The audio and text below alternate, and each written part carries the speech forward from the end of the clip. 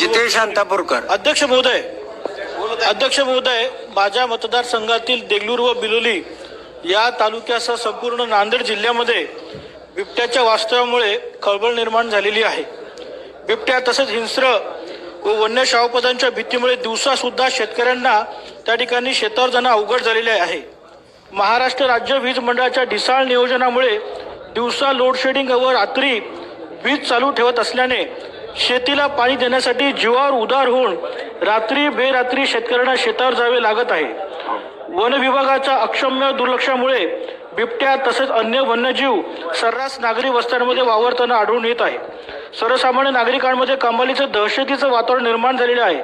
राज्यात अनेक ठिकाणी वाघ आणि बिबट्या यांनी नागरी वस्तीत शिरून पाळीव जनावरांचं नव्हे तर लहान मुले, अबाल, वयोवृद्ध नागरिकांना भक्ष्य केल्याच्या घटनांमध्ये मोठ्या प्रमाणात वाढ होताना दिसून येत आहे.